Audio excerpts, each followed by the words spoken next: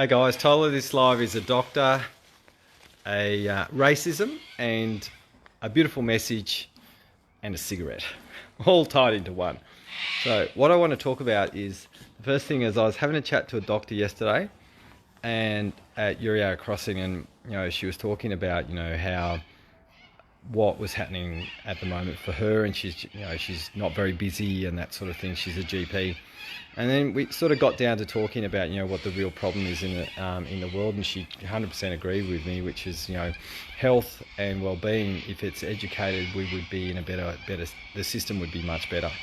Now, the cool part about having this conversation is she said 75% of her clients are actually got lifestyle issues and psychological issues, right? So imagine if that was all taken care of by education and shown how things were meant to be, rather than what's happening at the moment, with how our system works. If we were educated fully about how we could look after our own health and that sort of thing.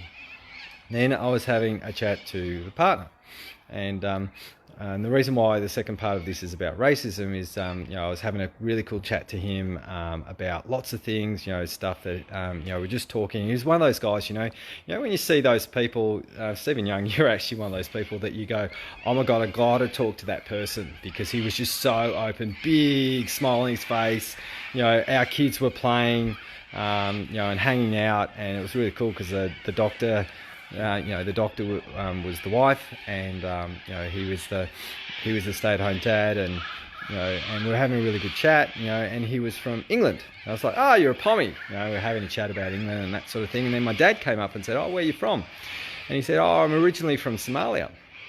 Right, so we were having a really awesome chat, and then we started speaking about Somalia, and what would be happening over there. Like, death is really normal over there. And and I said, oh, well, tell me about what it is. Why is it so normal over there? And it's from childbirth, simply because they don't have the systems, the hospitals, and those sorts of things. It's okay as an adult, but not bearing children is still a major issue there.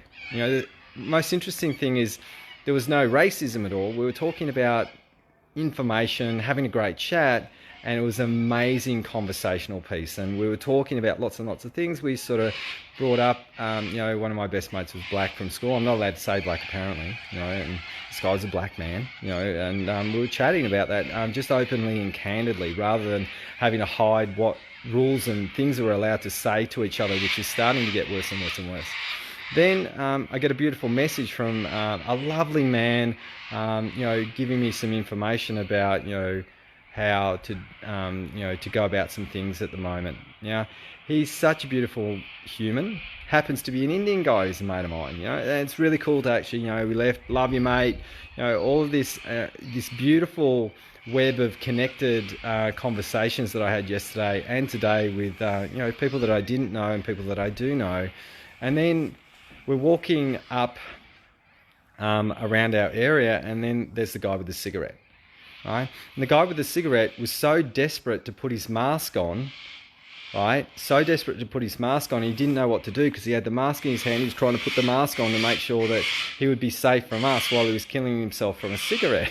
And then I'm thinking about, the doctor talking about the lifestyle issues, and this guy's killing himself with a cigarette, worried about getting coronavirus, and this is a lung disease, and he's actually just doing a good job of killing his body. And he was very rude to us a couple of weeks ago, because we weren't social distancing, because we're a family, we all hug and kiss and connect with each other, and he's being rude to us. And then I see him today. It's so we have this stark contrast of connection and understanding and autonomy, transparency and open communication, and then I see this as my final conversation piece walking home. And I just said, dude, you're killing yourself with the cigarettes, like, and he couldn't get his cigarette out of his mouth to actually put his mask on. So he's having a massive panic, and then he decided to blow away stop the mask. And if you know about the mask, do a little bit of research, because the masks are actually super, super toxic, by the way. So I would have a little bit of a second look around the masks, because they're really, really, really bad for you. Go and have a look and do the research like I do around this information. So super, super interesting to have, conversations and, beautiful open conversations with people, and then have the fear-based, us against them. I know where I would rather be.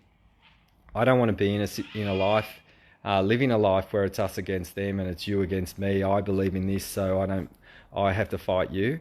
I hope the world is not coming to this. I posted something, about a woman who was demonstrating with a child, and the police just absolutely ripped the child off the mother's arms. And I'm hoping that there are lawyers that are going to help for free to help out with this situation that's happening at the moment. So, guys, I know there's some people watching that I love that are watching right now.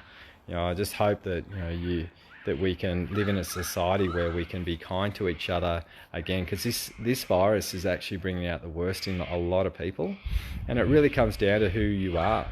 So when I had this amazing experience with this lovely couple at Yuriara Crossing, they were very open, doctor, amazing man. We're just chatting away, and I was just like, and we left the conversation, and it's like we didn't want to leave because it was just so nice to have a lovely conversation with people that you haven't met, rather than being frightened and worried about what someone else is going to think of you sort of standing next to them.